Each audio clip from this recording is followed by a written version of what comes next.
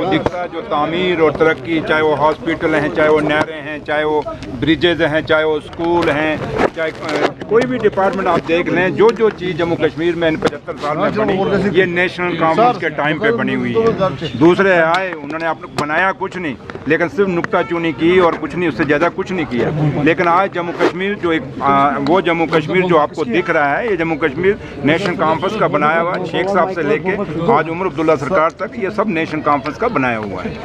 Sir, इसके बारे में क्या प्लानिंग है? क्या ये व्हीकल मोटरेबल ब्रिज बनने जा रहा है? नहीं, ये अब तो बन चुका है, हमारा वो नहीं, हम जो चीज़ बन चुकी है उसको नहीं बदली करेंगे। बट जो नया हमारा एक प्रोजेक्ट है एमए रोड से कहाँ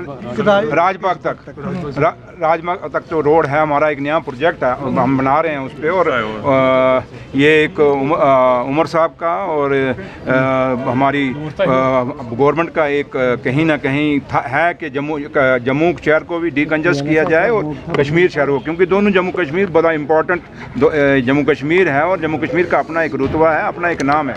तो लिहाजा कश्मीर के अंदर क्योंकि बढ़ती हुई जनसंख्या और बढ़ता हुआ ट्रैफिक के कारण लोगों को काफ़ी प्रॉब्लम हो रही है। कहाँ तक ये फ्लाईओवर बनेगा सर? इसमें है फेज मैनर में है ये। तो पहला फेज जो हमारा, जो मैंने आपको बोल रहा हूँ, वहाँ तक है, उसके बाद नेक्स्ट उसको करेंगे। लेकिन पहले हम, क्योंकि ये जो अब यहाँ पे जब मैं और नासिर साहब यहाँ पे जब आप खड़े हुए हैं, तो मकसद हमारा यही था, ये सिटी का टूर जो है हमारा, क्योंकि उमर साहब ने भी, उनकी भी डायरेक्शन है कि मुझे और नासिर साहब को कि जाइए और देखिए कि कैसे इसको सिटी की और डिकंजस्ट किया जा सकता है, ताकि चाहे स्कूल के बच्चे सुबह जाते हैं या मुलाजम जाते हैं या कोई पेशेंट आते हैं तो वो जाम में फंस जाते हैं, उसको डिकंजस्ट करने के लिए सारा कुछ प्लान किया जा रहा है। तो लिहाजा लेकिन आप जल्दी ही देखेंगे, क्योंकि अभी हमें 4 महीने हुए हैं, लेकिन जब हमारा 5 साल का टेन्योर पूरा होगा, आपको जो चीज़ें, हम तो नहीं कह सकते कि जो 6 साल में नुकसान हुआ है वो हम भर देंगे, लेकिन खासकर 10 साल ही लगा लीजिए, तो क्योंकि 6 साल में 4 साल कुछ और भी रहे हैं, उनका भी इस चीज़ को बिगाड़ने में काफ़ी रोल है। तो ये 10 साल का जो वक्फा गया है, इसमें काफ़ी सारा नुकसान जम्मू कश्मीर को हुआ है और उसका हम कहें कि 5 साल में हम भर देंगे। लेकिन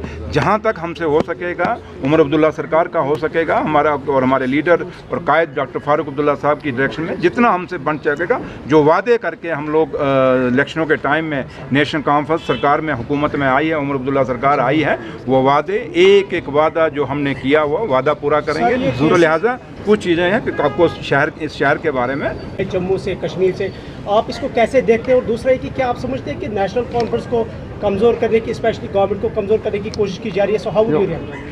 कहते हैं जिसकी हिफाजत खुदा करे और जम्मू कश्मीर के लोग करें, उसको कौन क्या कमज़ोर करेगा? कोई नहीं करेगा। वो उल्टे वही कमज़ोर हो जाएंगे जो हमें कमज़ोर करने की कोशिश करेंगे। रही बात जहाँ तक ताल्लुक है कि आज जो चीज़ें हो रही हैं, जम्मू में भी हुआ, बिलावर में भी 3 लोग मारे गए, उन्हें गुमशुदा हुए, उसके बाद डेथ हो गई, उनकी लाशें मिली। कुलगाम में भी यही हुआ। और ये चीज़ें जो हो रही हैं, ये बदकिस्मती हैं और हम बार बार कह रहे हैं, इसमें थोड़ा सा, क्योंकि एलजी साहब को देखना पड़ेगा, पुलिस उनके अंडर है, और थोड़ा सा अगर ये चीज़ें हो रही हैं, नहीं होनी चाहिए, क्योंकि जम्मू कश्मीर ने ऐसे माहौल नहीं देखे। बड़े अमन पसंद लोग हैं जम्मू कश्मीर के।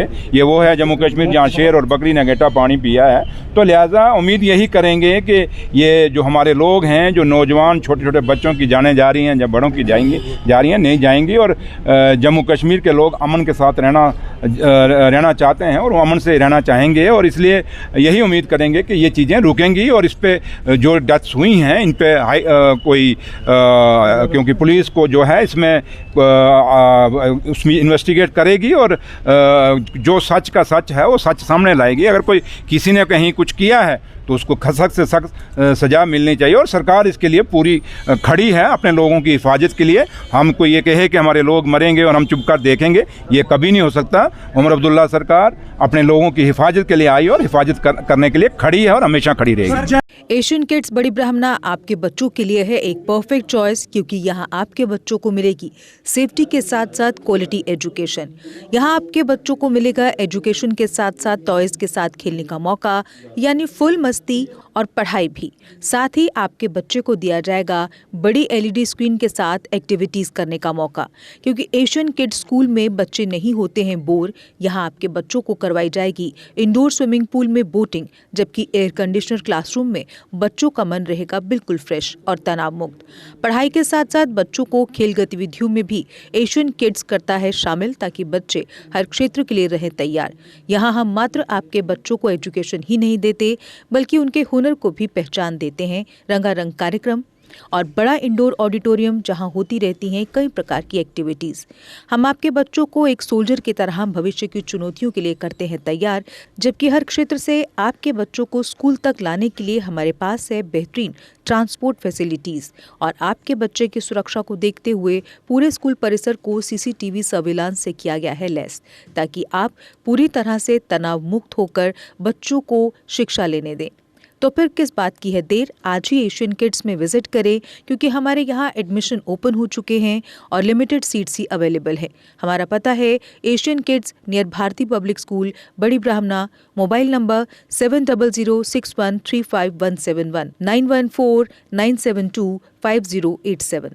मैं managing director Asian kids fresher बच्चों के पेरेंट्स से खास तौर पर अपील करना चाहूँगा कि वो अपने बच्चों की एडमिशन कराने से पहले एक बार एशियन किड्स जरूर विजिट करें, आपको अच्छा लगेगा। थैंक यू, धन्यवाद। जम्मू कश्मीर की खबरों के लिए जुड़े रहिए GK अपडेट के साथ।